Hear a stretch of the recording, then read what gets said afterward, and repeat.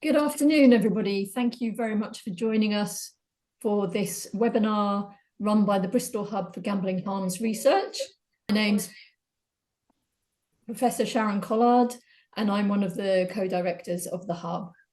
And for those of you who don't know too much about the Hub, we were set up in July 2022 to increase capacity in interdisciplinary and international gambling harms research. And so our focus is really on getting more people, more academics, more researchers involved in gambling harms research from a whole range of different perspectives. And we are funded by a grant from the charity, the national charity Gamble Aware. So we've absolutely delighted to have with us today Lauren Heaney. And Lauren is the policy and practice lead for gambling harms at the Simon Community Scotland. And Lauren's going to be telling us about the Simon Community's kind of journey around gambling harms and homelessness. And for those of you who don't know about the Simon Community, it's a fantastic organisation dedicated to combating the causes and effects of homelessness in Scotland and does some a really amazing work up there. So without further ado, I'm going to hand over to Lauren. Brilliant, but thank you so much for that introduction, Sharon. So yeah, as Sharon says, my name's Lauren and I work for Simon Community Scotland. Just a massive thank you today to the Hub for inviting me along to speak. It's a real honour having been to some of the other lunchtime webinars with the other speakers that you've had speaking, so thank you very much. And as Sharon says, Simon Community Scotland, the organisation I work for, we're an organisation that supports people at risk of or experiencing homelessness. So as a kind of brief overview of what we do and how we work in 4 different locales within Scotland, and we support people in a variety of different ways. That can be through outreach teams. We've got street and cycle teams that work in the main cities, Glasgow and Edinburgh, and they are engaging with people who are rough sleeping within our cities. We've got hubs in Glasgow and Edinburgh where people can come into for support, whether that be for their universal credit, for housing, to speak to their caseworker. It's a whole systems approach. We've also just newly opened a women-only hub in Glasgow as well, which I'll speak a little bit more about as we go on. We operate residential supported accommodations for people where people can live on an emergency to a more long-term basis. And we also run a lot of different initiatives throughout the 2 cities, looking at begging strategy, looking at gambling, which is one of our initiatives, women's health, and supporting people in a multitude of different ways through these initiatives that we run. What we have also implemented throughout all of our services, be it outreach, residential, or our hub spaces, is an enhanced approach to harm reduction.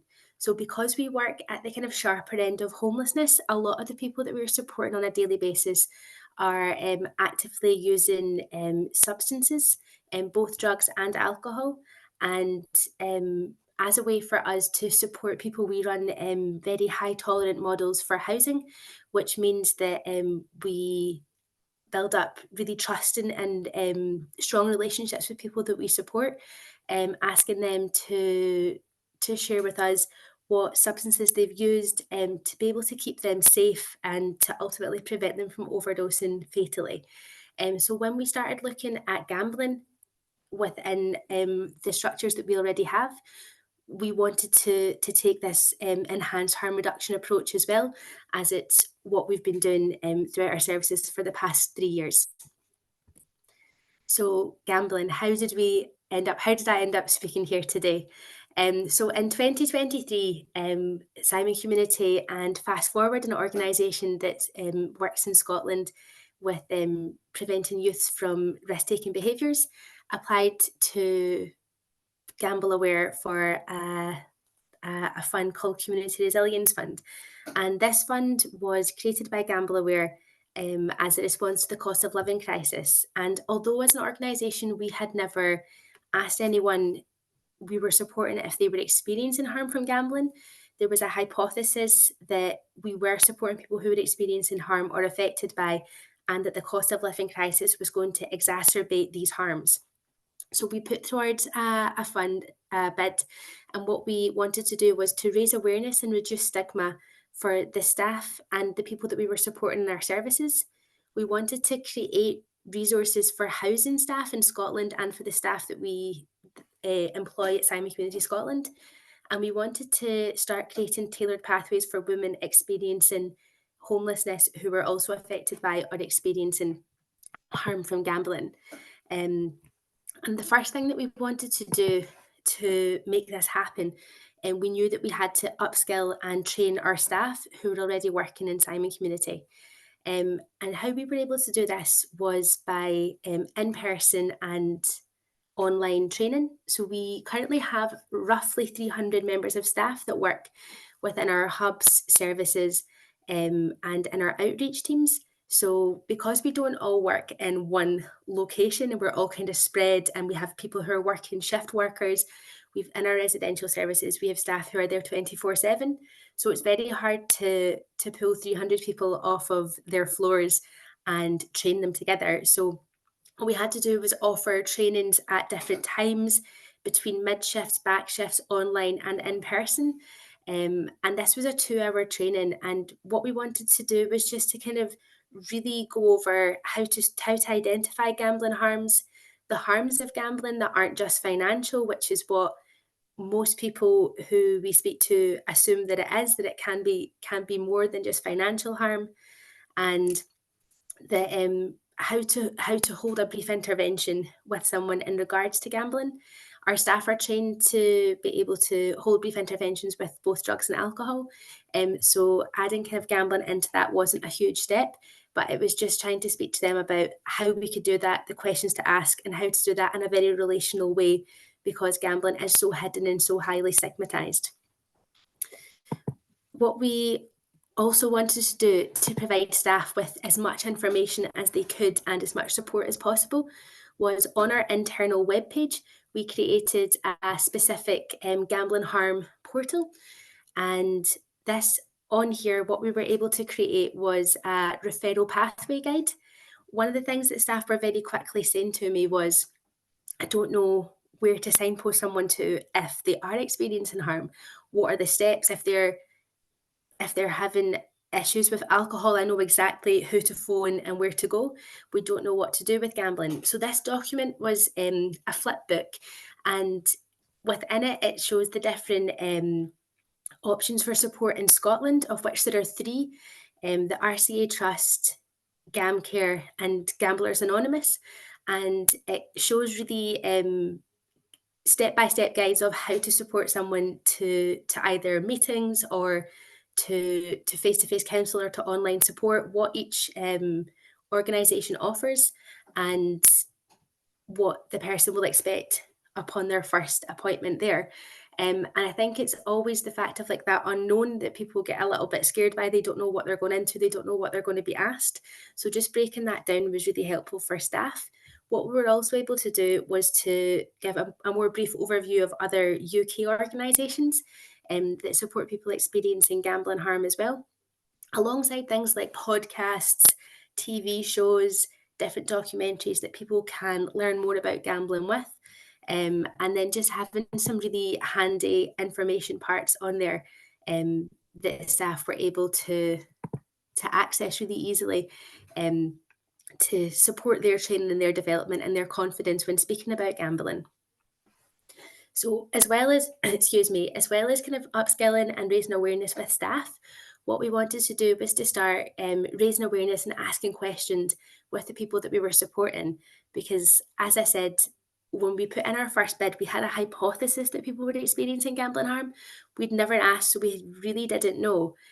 So what we created was a scoping survey that we created to ask people that we were supporting about their kind of gambling habits.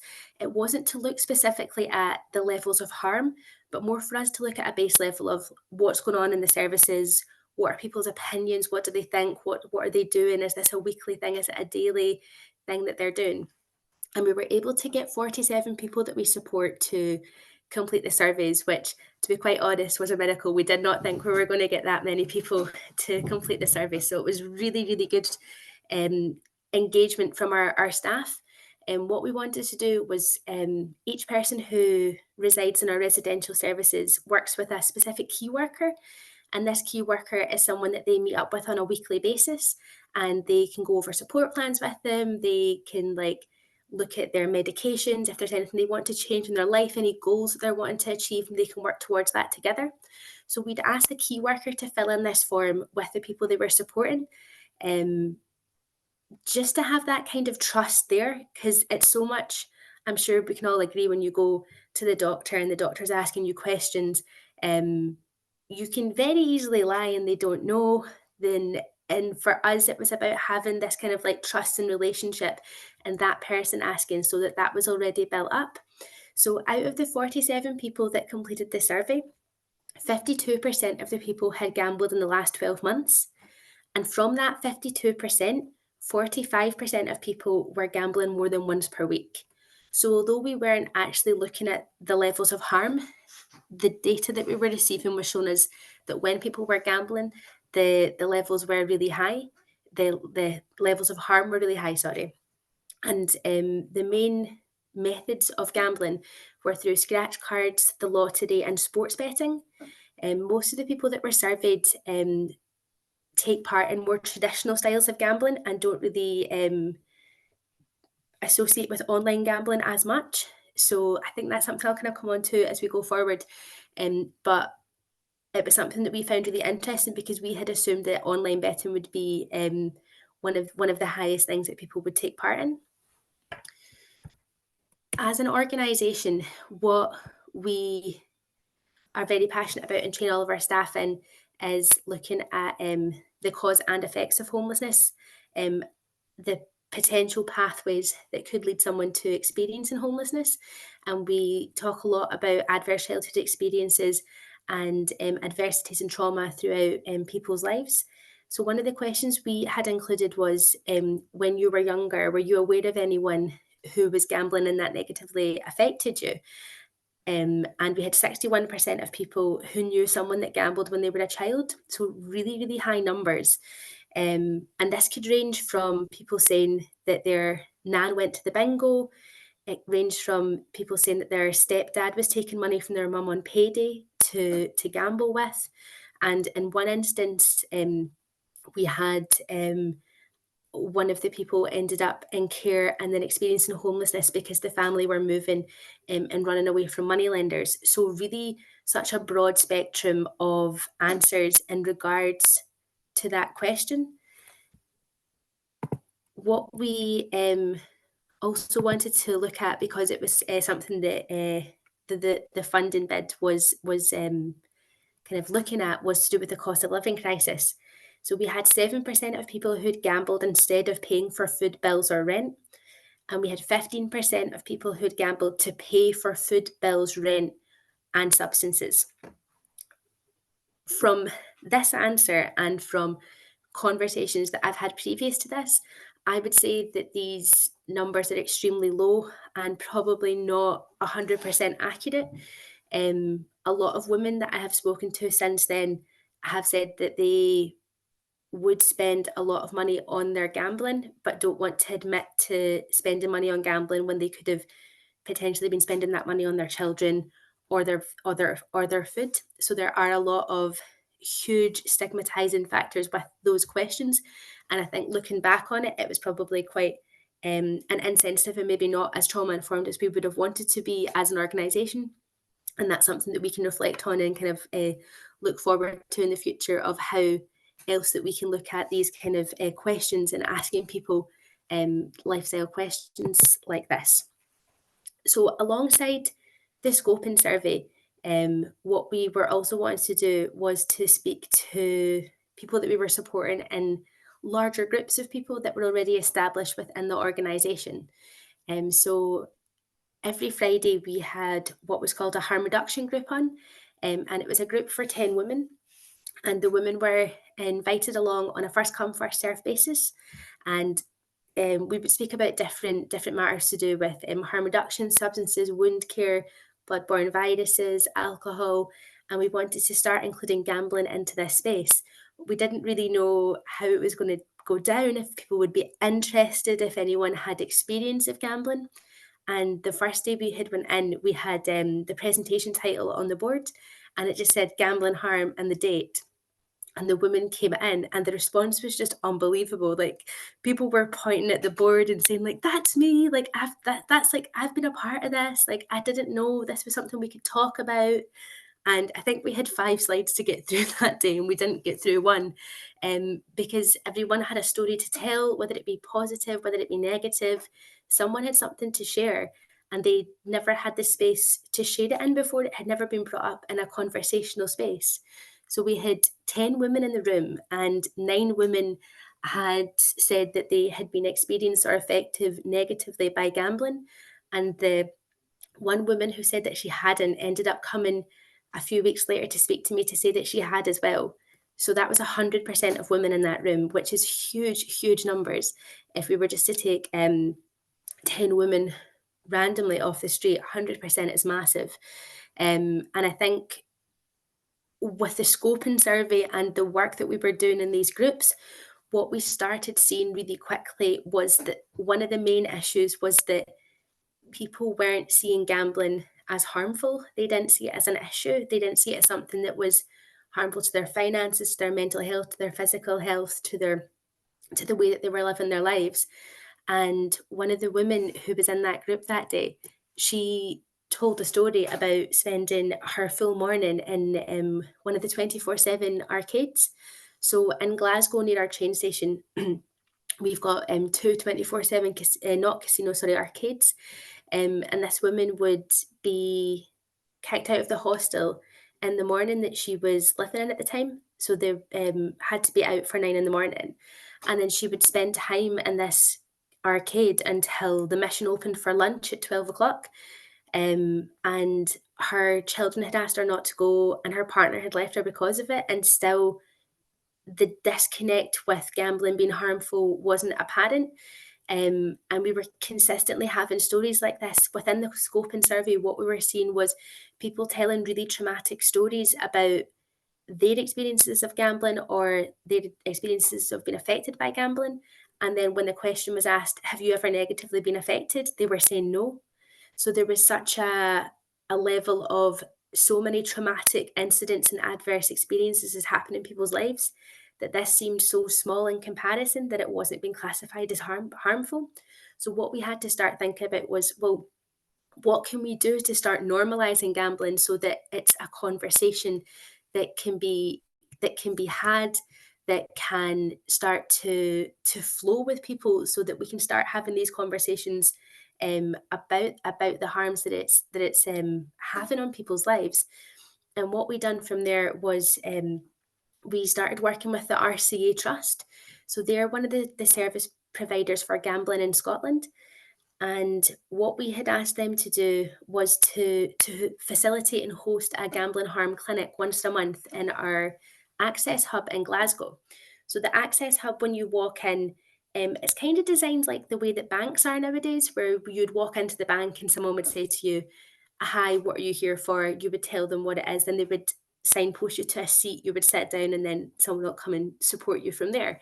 And this is the idea of our hub. It's this kind of like space where you come into, you're greeted, it's very colourful, there's so many plants, and it's a space for people to come into for support. And what we were able to do was to have a table set up once a month for 3 hours that the RCA sit at, and they sit there with biscuits, they sit there with leaflets, and people come up to them and just, "Hi, what are you doing here? Who are you? Can I have a leaflet? What is this?" And it was just about starting to have these conversations about what gambling harm is. And what they're able to do is to either organise support for people if they need it, or refer them on to other services if that's what that person is looking for.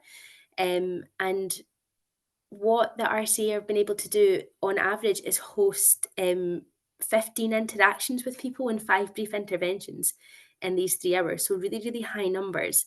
And we've actually just started replicating this same model in our Edinburgh hub as well. So that's actually happening today. It's happening at the moment, which is really, really, really nice that that's happening. And within our Edinburgh hub, the model's slightly different just because the setup is different. So we have to be in like a room that's separate in Edinburgh in the hub, just the way that it's set up.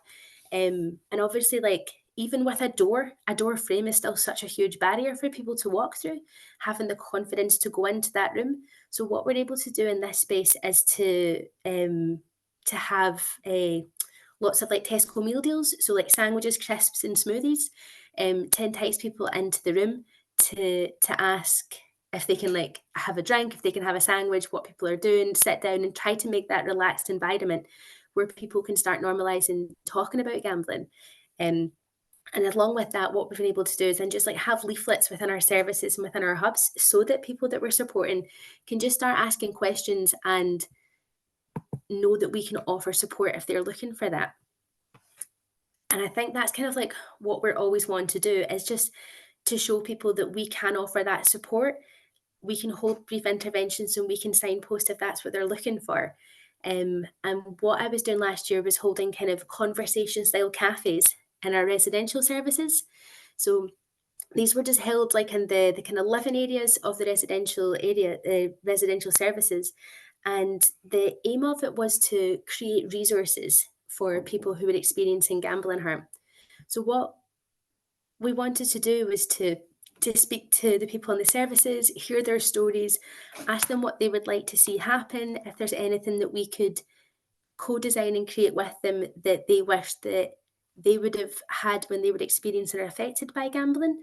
And out of these conversations, what we were able to create was an animation with one of the women who's experienced gambling harm for about 10 years of her life, and how it kind of intersects with homelessness and how gambling and homelessness have been part of her journey, how substances links into that, and to kind of discuss the support system that we could put in place for her or for other people.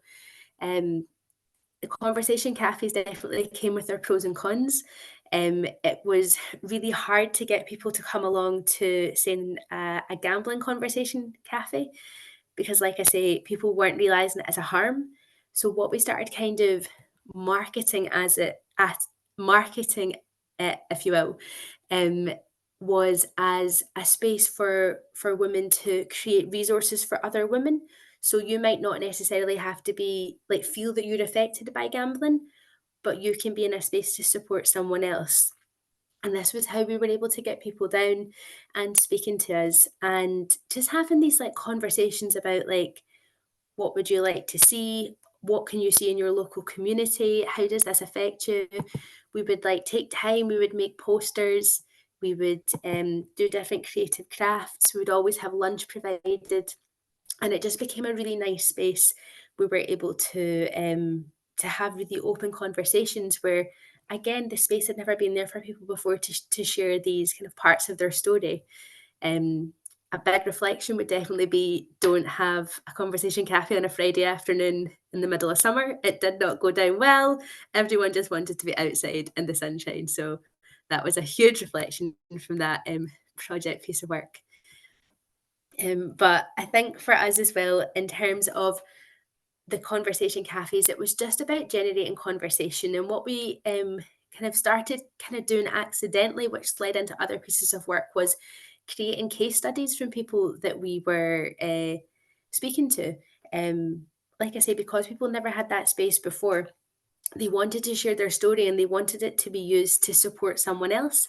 So we ended up recording and writing down a lot of people's different stories throughout the year. And these were so broad, these stories, and how the gambling intersected with homelessness was so different for each person. We were seeing direct causes of homelessness from gambling, where someone was gambling and then they ended up homeless. We were seeing stories where it was a relationship breakdown because of gambling, and then that person became homeless. And then we were also seeing stories about people who had never gambled before and then started gambling in the hope of escaping homelessness. So these stories were so far ranging throughout these case studies, and people wanted their stories to be known, which what we were able to do was to link it in with the resources we were creating. So at the kind of same time as we were raising awareness and reducing stigma within our services, what we were also doing was creating resources for housing staff in Scotland and for Simon community staff. So this was an e-learning module and a toolkit. And the idea of this was to upskill staff around Scotland on how to understand what gambling harms is, to spot the signs of gambling harm, how to hold brief interventions, and how to support someone and confidently signpost them on to treatment providers.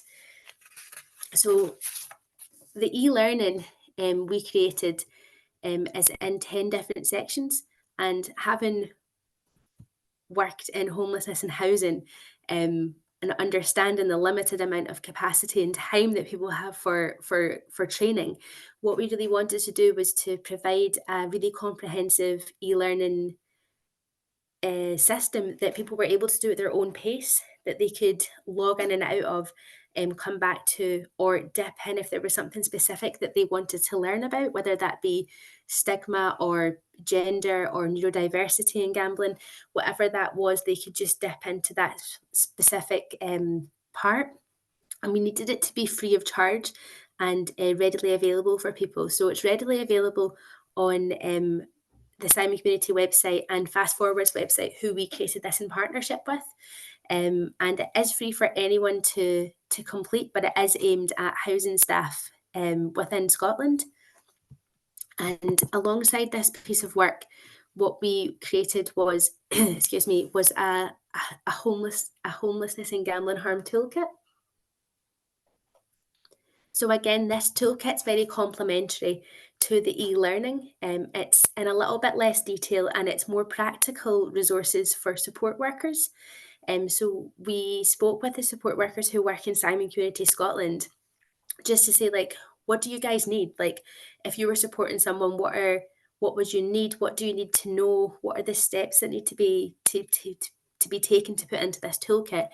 And what they asked us for was a pathway, so that they would know the steps of how to speak to someone about gambling. They wanted conversation openers so that they could kind of casually bring up gambling so that it wasn't feeling as clinical as it sometimes can. And they also wanted activities that they could ask the person they were supporting to take part in, so that again it wasn't feeling like a forced conversation, that they could be going out on a walk together and counting the amount of bookies in their local area, looking at adverts on television, like different practical things to just start having these conversations and opening up chat about gambling. And what we were able to do with the case studies that we were collecting was to place these within these resources. So at each section of the e-learning, we've got a lived experience story of someone who lives within the Simon Community residential services, excuse me, and their story is written in the way that represents them. So it's written in Scots dialect, either from Glasgow or Edinburgh, wherever that person is from in Scotland. And we've been able to record each of their stories with a Simon Community member of staff. And I think that's something that always sticks with me whenever we are creating any resources, whether it be for gambling or anything else, is that the people who need to use them don't feel represented within these resources. And that's something that I feel really passionate about. And I think that if someone is sharing their story, it's up to us to share it in a way that they want it to be shared and not in the way that me as a practitioner thinks that it should be shared. So that's something that co-design is so important and really at the heart of our organisation for that reason. So kind of moving on now with the Community Resilience Fund. We are now into our second year, so we've very luckily been funded for a further 2 years on this project, which is really fantastic and exciting news for us. And it means that we can expand the project so much more now. And what we've been able to do is to hire a dedicated member of staff to work in our Connect Hub. So the Connect Hub is a new hub space that Simon Community Scotland have opened at the start of this month, and it's a hub for a women-only hub space. Our other two hubs that we have are more transactional spaces where people can go into for support, like I was saying, kind of like with universal credit or with housing. This hub is a little bit different in that it's more of a relational approach, and that it's really looking at the causes of homelessness and starting to think about employability pathways, creating relationships with women. How can we really stop repeated homelessness, which is such a huge issue within homelessness, is that the same people remain within the homeless system for so long, for decades. And it's, how do we break that? What can we do to prevent this from happening? And what we've been allowed to do with being funded for a further 2 years is to have a dedicated member of staff who's solely focused on gambling within this space. And she's going to be able to start speaking to the women and to find links between gambling, homelessness, and other things that are coming up to do with like domestic abuse, for example, and start to document this so that we can really have a fuller picture of what's happening with gambling and homelessness, especially within Glasgow, which is where this hub is based.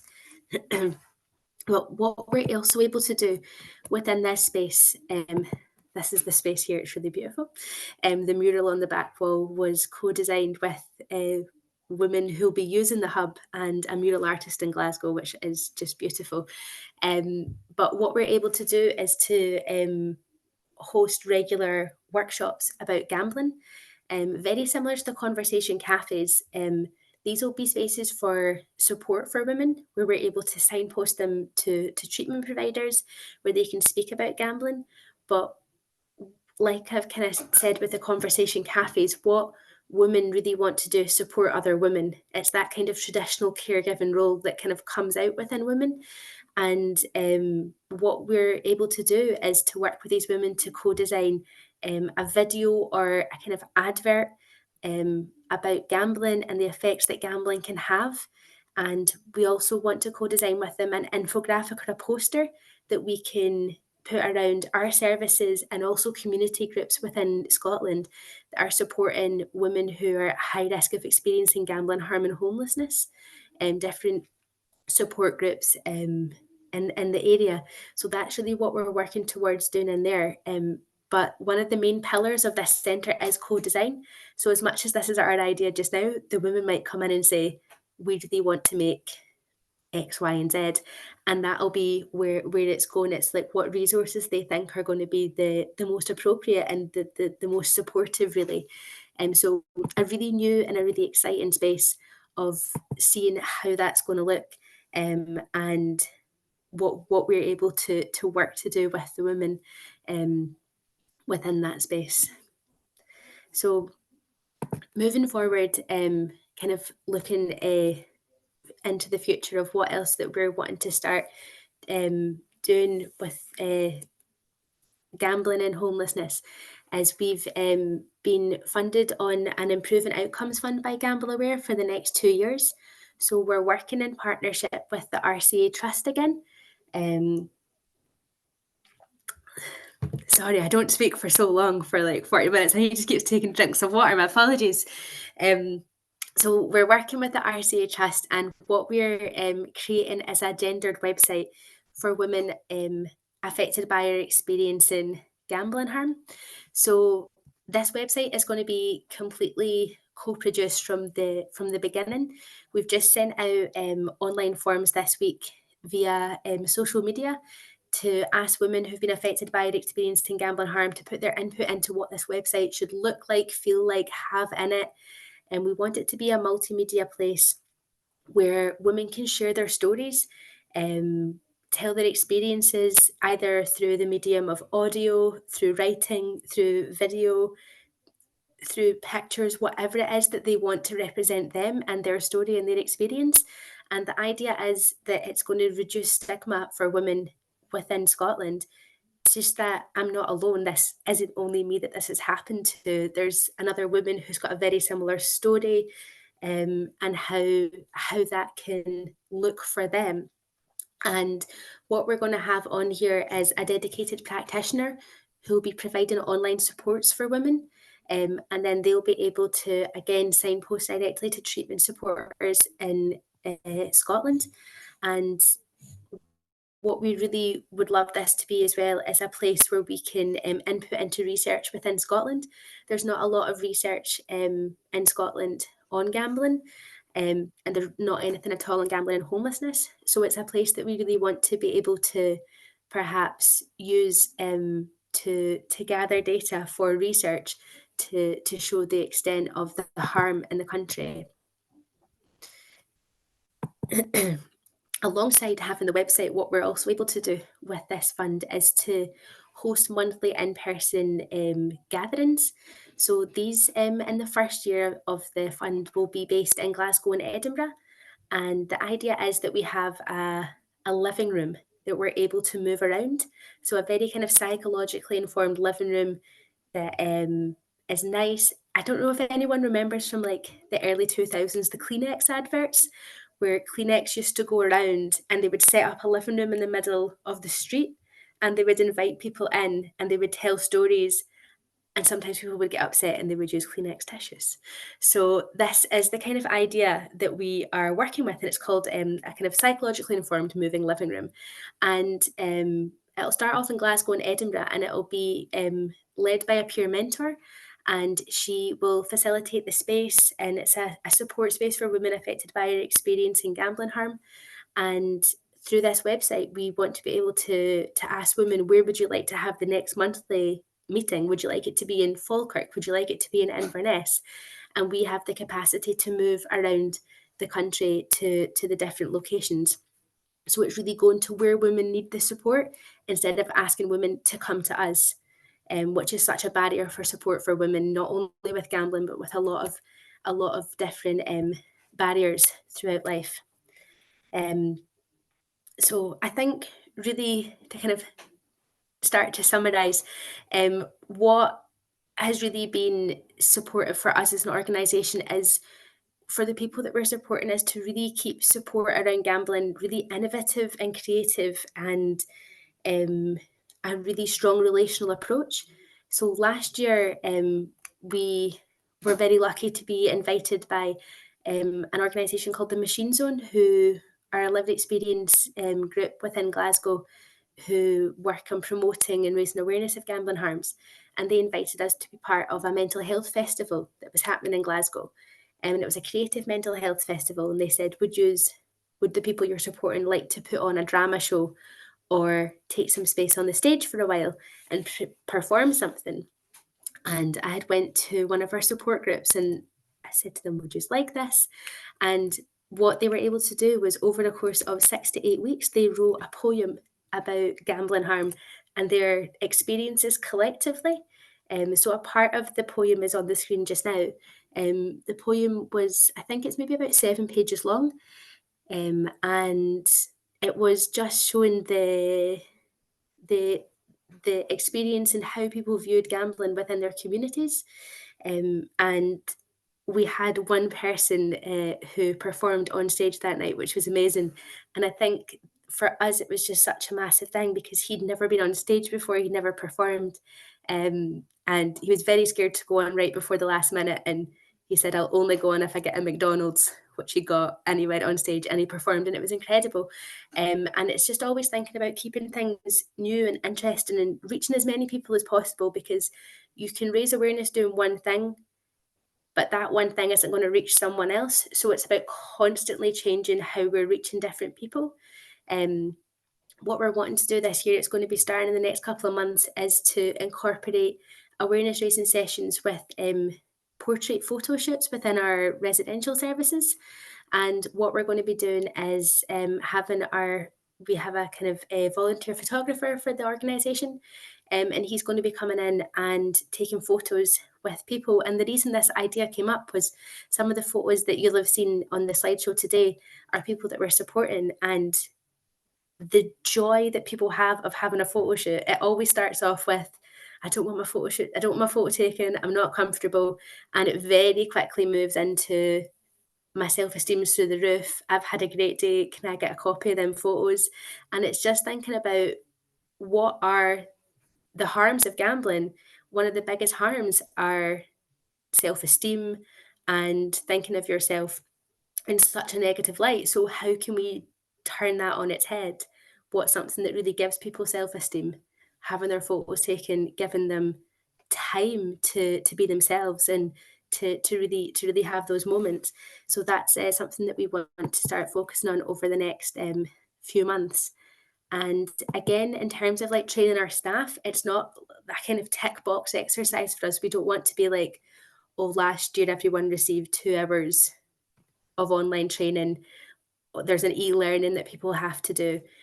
Again, it's about having that, like, how do people learn? People learn in different ways. Some people might really enjoy learning online. Some people, that's just, they just turn off. It's just 2 hours to sit there and have a cup of tea with their camera off. Everyone learns so differently. So this year, what we're doing is having more intimate training sessions, and we're inviting lived experience speakers from different organisations around England and Wales and Northern Ireland and Scotland to come up to Simon Community to tell us their story, to tell us about their organisation, and to also just kind of like pick their brain and say, like, what else can we do? How can we work together? Is there anything further we can do to support people? And just taking the time with other colleagues around the country who are doing amazing work as well, and definitely like trying to do that partnership working and how we can keep on supporting people. But just before I finish, I think I have 3 minutes left. I just want to say one quick story that I think kind of underpins all the work that we have been doing at Simon Community. Is very early on in the journey, I had went up to one of our residential services in Glasgow, and I don't know if anyone kind of knows the geography. I live in Edinburgh, so I had travelled for about nearly 2 hours to get to a place in Glasgow in the outskirts in February in the mist. And I turned up at the door and I said to the workers, I was like, "Hi, I'm here to talk about gambling today with yourselves and the people you're supporting." And they were like, "Oh, no one gambles. Like, it's, you don't need to be here." And I was like, "Can I get a cup of coffee? Like, it's been 2 hours in the rain here." And I kind of went in, I sat down and we were just chatting. And one of the workers went round and they were doing welfare checks on the people that we support. And he said to one of the guys, he said, "Look, we're just talking and I'm just wondering, like, have you ever gambled? Is it something that you do?" And the person we were supporting like looked at him and was like really confused. And he said, like, "Yeah, of course. Like, where do you think all my PIP money went last week?" And because this person was using substances throughout the weekend, the assumption was that his money was spent on substances. But what had actually happened when we asked was that he had gambled all his money and then tapped money to use to purchase substances. And then the worker said to him, "Why didn't you tell me?" And then he said, "Well, why didn't you ask?" And that's what it is. Why didn't you ask?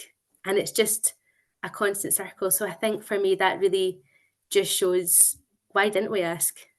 And that's what we really want to like push home to our staff. But thank you. That's me.